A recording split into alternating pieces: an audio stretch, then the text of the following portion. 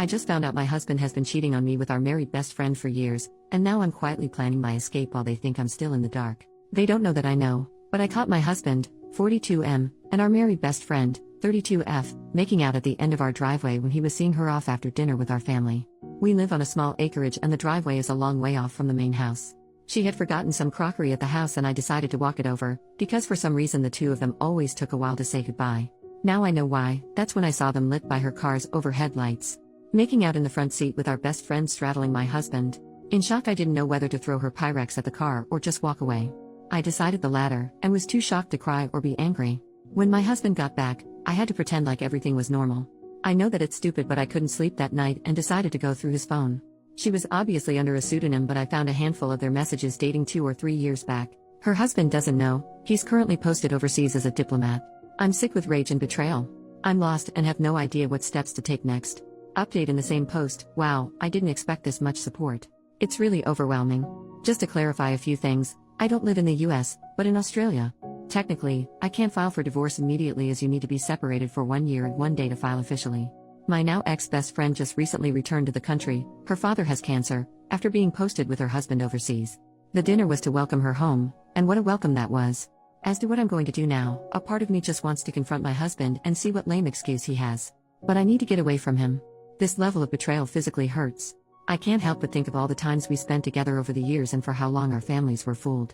My mind is going crazy. When she was single and he would rescue her from some bad date, with the times they were alone in my house when the kids and I were out. How irrationally angry he was when he found out she had a boyfriend, then chose to marry him. Thinking back on it, the two of them disappeared at her wedding. When I asked him where he was, he said he needed to reassure her that she had done the right thing. I feel so sick thinking of these things. Second update in the same post. Thank you everyone for your concern and advice. As of tomorrow my husband is out of town. I've tried really hard to act normal around my now ex-best friend, but it's proving difficult and I feel sick. I have been telling both of them that I've caught some terrible bug and just not feeling myself. While my husband is out of town for the next few days, my sister-in-law, who is the only other person who knows, my brother's wife, will help me pack important documents and store them somewhere my husband doesn't know about. I've organized for my kids to stay with them for a week while I sort my stuff out.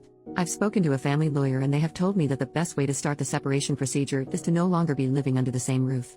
I'm very fortunate in that most of our assets are also in my name, and the land our house is on was gifted to us by my parents. I'm planning to kick him out after his trip. But before that, I want to catch them both in the act again. Have some hard proof, send it to the ex-friend's husband, and get the ball rolling for moving on with my life. I'll update with what happens after the confrontation.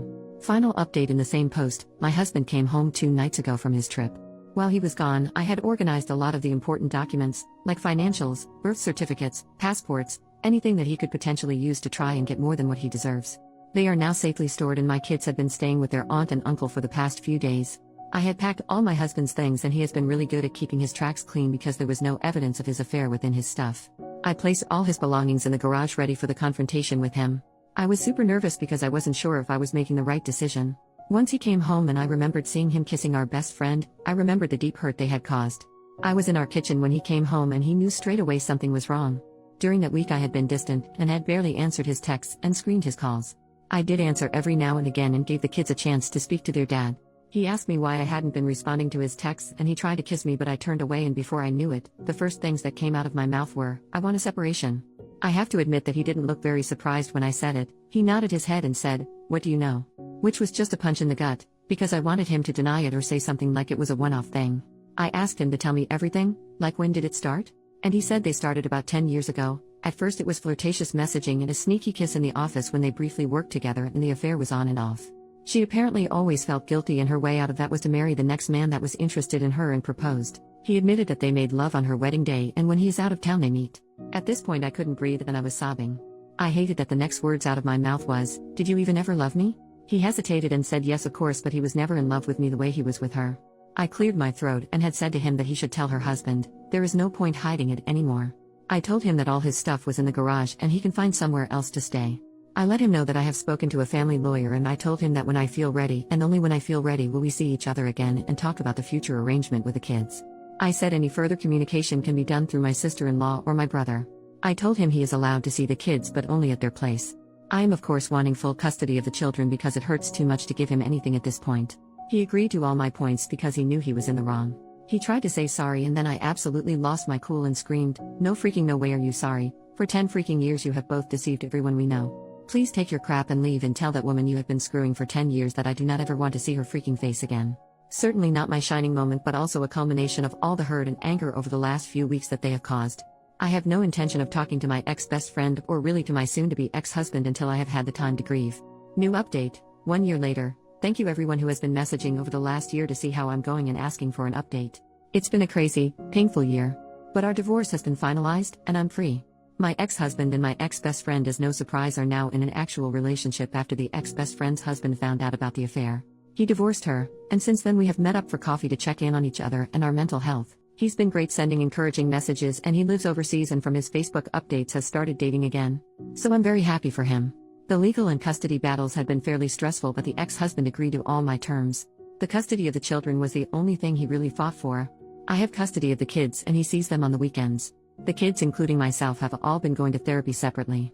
My ex-husband wants to see them more, and during school break the kids have the choice to stay with him or me. They have been good about it and stay with him for a week or so and then back to their mummy. Apart from necessary conversation, I steer away from my ex-husband and the ex-best friend. It still hurts so much and I understand that it will take some time to heal. But I am letting go because I don't want them to have that level of influence over my life. They got their little happy ending, I guess. I decided to sell the property we were living in and move closer to family and friends because, as you know, it takes a village. And I have been extremely grateful for the support I have received over the last year. I'm tearing up just as I'm writing this, knowing that I couldn't go through all of this without my loved ones. And for myself, I'm happy overall, still a work in progress but grateful for life. The kids and myself have been enjoying life, and when we have the time and the money, try and take little trips here and there so the traumatic events of the divorce doesn't linger and can be replaced by good memories. Memories where they spent road trips and adventures with their mum.